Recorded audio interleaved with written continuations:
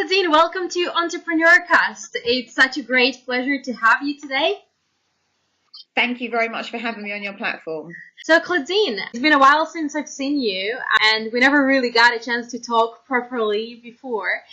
And before we get started with your business life, tell us a little bit about yourself. Who are you outside of your business and what do you enjoy doing in your spare time? Outside of my business, I spend the majority of, if not all, of my time with my husband. I've been married for 20 years. I have a son, he's 19, and my daughter is 17. So we like to spend a lot of time together as a family, traveling. They're both studying, so time is quite precious for us. They're always off at some trip or another or stuck doing homework. But I like to spend a lot of time with my family. And if they're not around, I love to read. I've spent the last couple of months giving myself a challenge to try and increase my knowledge. I've read about 52 books. Wow. Around the areas of leadership, personal development, macroeconomics, and business development. So quite boring, really. family and reading. That's amazing. I mean, they say that readers are leaders. So here we go.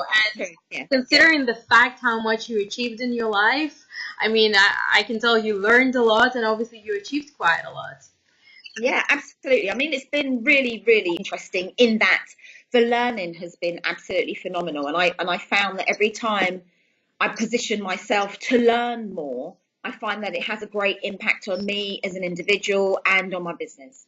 What about your business life? Who are you in the business? What are your businesses? What achievements do you have? What are you so proud of? I'm proud that this year we celebrate 25 years of being in business. So my husband actually started the business in 1992 and I joined in 1995. I was only supposed to be there for 1 year. He proposed to me. I said yes. We got married and 20 years later, I'm still there. Amazing. But in terms of my role, we have two very distinct roles. So I mainly coordinate the operations. We have a team of 60 staff and I have a fabulous first line of managers. So they do the day-to-day management work and I deal with the strategic development. So we have a number of businesses that we run all under the name of PJS Community Services. So we provide care, education, leadership development, social enterprise development, and more recently, we've repackaged that offering and taken it international.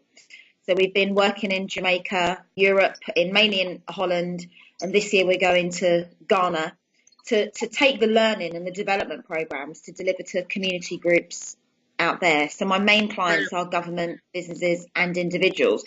But my role in all of that is the strategic operations. What would you say your day looks like on a daily basis? Obviously, you're a very busy woman. You do a lot. What does your day consist of? The thing that I really love about my role is that no 2 days are the same. And what I really enjoy, the fact that I have such a fabulous team gives me the freedom to do some of the things that I really enjoy. So, for example, I have a number of other things that I'm involved in other organisations. I serve as a vice chair of governors of a school. I lecture at a university. I work with local community groups.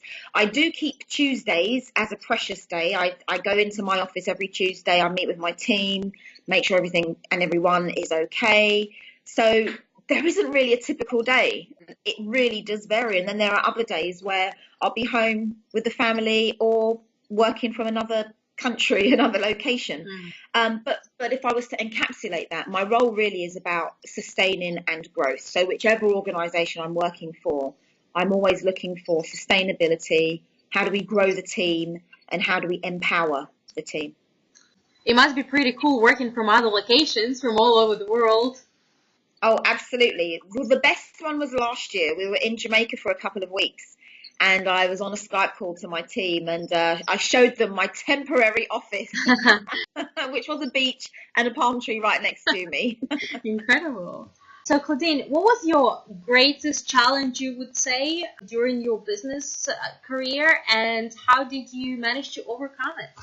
Great question. I think challenges come in many different shapes and guises. And I think one of the challenges was overcoming the fear of failure or the fear of embarrassment or the fear of making a mistake. And I think it's Robert Kiyosaki, author of Rich Dad, Poor Dad, who encapsulates that so nicely. But when I learned to overcome the fear of making a mistake, then I realized actually it's actually okay to fail. That as long as I learn in the process. And so my greatest fear was moving away from perfectionism, because I think perfectionism is a huge distorter of progress. It distorts progress because we're always aiming for perfection as opposed to progress. And when I had that light bulb moment and realized if you've made a mistake, it's okay, pick yourself up, dust yourself down and keep on going. I think that was a huge shift for me in my personal development and a huge shift for me in business. The other greatest challenge was always going to be around managing people, because we have good days and we have bad days. And I had a team of, at our peak, I had about 100 staff. Now I have 60. I had 100 staff and there were all sorts of things to take into consideration, as well as the business and their personalities. I think I cracked it. We had a fabulous relationship. But the learning from there was, oh my goodness, that was a challenge. Yeah, it must be pretty challenging to manage that many people. I mean, challenging enough to manage 1 or 2 people. Try to manage 100. That's insane. You've done pretty well. That's amazing. You know, with the other thing that you said, the fear of failure, that's so true. It stops so many people from actually getting going with whatever they wish to achieve. They literally would just stop and not do it because they're afraid it's not going to go anywhere. But unless you try, you never know if you're going to get there or not. We talked a little bit about the challenges you had as the business owner. What about your successes? What was your greatest success, you would say? That's always quite interesting to encapsulate, because my greatest success, I feel it comes from when I listen to my clients. We take an annual survey of our service users every year, and just to get some feedback. And the feedback, thankfully, has always been very positive. But it's when they say things like, if it wasn't for your company, if it wasn't for your team have allowed me to, to do this, or, you've really helped me. But to encapsulate all of that, in 2008, I was invited to Buckingham Palace to receive my investiture. And I was awarded a member of the British Empire. And really, I do my work because I enjoy it. But to receive an award at that level for the work, for doing something that I enjoy, it was a really, really just a very humbling experience. It just kind of gave me a bit more oomph, if you like, to say, right, you can't stop now. You've got to continue to progress. And so that was really a very high honor, a really great moment in the life of business. And then, of course, we've won other awards. We've been invited. I've been invited on different government advisory boards, and I really don't take those opportunities lightly because of the experience that we have. But then at the same time, I'm an entrepreneur, so I use those as leverage to help me go to the next opportunity. You know, just for fun, the very kind of fun question, I guess, is where do you come up with your best ideas? Every morning I try to get up between 6 and 6:30. And in my quiet time, in my prayer and meditation time, it's almost like there's no mobile phone. Nobody generally calls at that time in the morning. My children are still either out or asleep, and the house is quiet. And I really love solitude. I really, really enjoy it. And it's in those moments, I have a notebook, I've got a cup of tea, and it's in those moments I get my best inspiration. It's almost like, everything that is within me is just focused on what's next. So Claudine, we all, when we start in our entrepreneurial journey, I think we all kind of look up to someone. That there is always someone who triggers something in us. So who would you say are your personal heroes and who inspires you? I'm inspired on one level by my family, by my children, the drive to want to do more, to help them access different opportunities and be able to use that as leverage for, whatever arena they want to position themselves. But I'm also very much inspired by John Maxwell. He's my favorite author. In fact, I am going to see him in March. I saw him last year in October in Belgium. I'm going to Florida to see him again in March. But he writes about leadership, personal development, attitude, and growth. And I immerse myself in his books, in his writings, and I've used it really just to help me as an individual to grow, to develop. And I found that as I've grown and developed, it's just had an impact on my family, my business, and everything that's important to me. Well, talking of books, did you have any particular book that sort of changed your life? Oh, absolutely. They have pride of place on my bookshelf. Three, to be precise. The first one I probably read about 15 years ago. It was called Living Above the Level of Mediocrity by Charles Swindoll. Totally revolutionized the way how I think about life, about mediocrity, about average, and what is excellence actually, how do you attain to excellence. The second book, which overtook Living Above the Level of Mediocrity, was called Outwitting the Devil by Napoleon Hill. That was an absolutely phenomenal read. Really, he was dealing with his own internal demons, if you like, but it was just so current. He wrote the book in 1938, but the way how I was able to relate to real life and what it means to overcome internal demons. And then the last one by my favourite author, John Maxwell, is called The 15 Invaluable Laws of Growth. Again, very personal in terms of how we position ourselves, how we frame ourselves in respective environments in order to get the best out of life. So I think I give them all equal weighting. They all have first place on my radar. Thank you for sharing that. What would be your top 3 tips and strategies for people who are listening today who are trying to get somewhere in life? Top 3 tips and strategies. Number 1, I'd say be very clear about your vision and where you're going. Sometimes that doesn't come in a day. It might take time, week, a month. It might even take a year. But get some clarity around your vision, because once you're clear, I think it's in the book of Proverbs, it says, without vision, people perish. And it's important, I think, for individuals to be very clear about where they're going in all areas of their life, not just in business, but also on a personal level, on a family level, and, whatever their financial or wealth creation goals are. I'd also say get around a group of people. We refer to them as a mastermind, but get around a mastermind, people who can feed into your vision, your plan, almost keep you accountable. There's no harm in people asking critical questions, because this is about your progress. It's about your ability to move from where you are to where you want to be.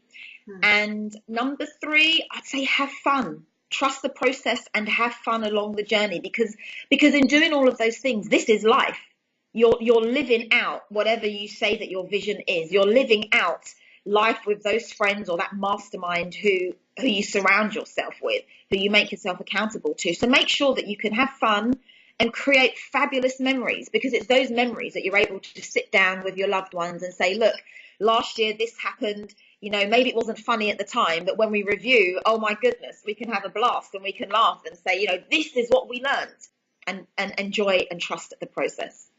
I think that's why people say that you have to have a burning desire, or Napoleon Hill talks in his book, Think and Grow Rich, mainly about having that desire, because if you have desire, then nothing is as difficult as hard, right? And you have most time, even at the very hard time. Claudine, were there any resources that helped you to build your business that you could recommend to us? Maybe it's a technical side of things or anything else, any kind of resources? Not so much technical, but I'm a real old school reader. I like actual hardcore books. I'm not really into Kindle, but the things that have helped me the most have been books. So I read around 4 key areas of leadership, personal development, business development, and macroeconomics. And more recently, probably since the latter end of last year, I've started to read around anthropology. I'm interested in doing a PhD over the next couple of years. And so my greatest learning and my greatest resource are the books that I read. I'm an old school reader. I'm really not into Kindle. I want to hold the books. I want to make notes and highlight them and go back. So it's taken up a whole space. I'm thinking of adding on another room in my house to fit my books. But those resources are the ones that have helped me the most. Cool. Well, we are going to start wrapping up shortly, but tell us before that. Obviously, you've achieved so much and you've done a lot already, but what is next for you? I mean, you already mentioned the PhD. Is there something else? Is there new business ideas?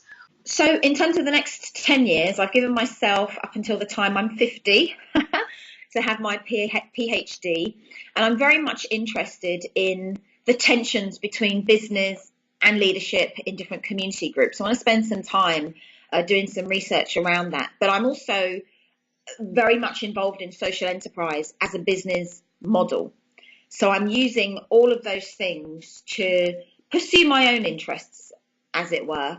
At the same time, I'm traveling quite a lot to different different countries, working with specific communities around helping them build a social enterprise business model, one that's sustainable so that it generates income, obviously, for the business owners, but also that it serves the community so that it can be used as leverage to government, which is how I've built my business. So really, I'm just reframing that to make it robust for other contexts and other countries to be able to do the same. You never know, maybe there are people who are listening and they might have they know certain people, or that there is certain help they can provide for you. Is there anything we could potentially help you with? Yeah, help is always required. So in terms of access to networks, access to government organizations, access to other social entrepreneurs in other countries, that would be absolutely phenomenal, because whenever I go to a new country, I'm always looking for those social entrepreneurs that we can start off by having a conversation and seeing how we progress from there. Well, is there anything else that you would like to share? Any other kind of advice you would like to give to people who are listening? Yeah, I got this from my favorite author, John Maxwell, and he says that we must dream loud, dream big, and dream in color.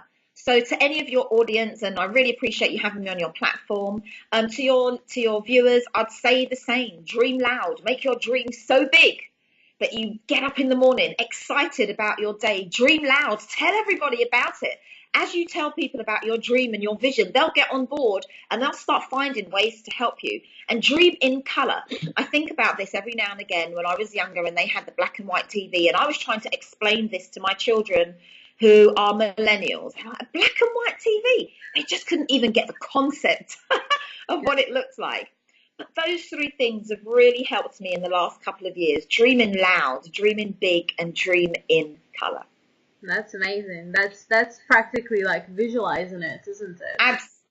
Absolutely. Well, it's been a total pleasure. It's so great catching up with you. How can we find you? What are the best ways to find you? I'm on social media, on Facebook, my name, Claudine Reid. I'm on Twitter, Claudine Reid 1. I'm on LinkedIn. And I also have a website, which is my name, claudinereid.co.uk.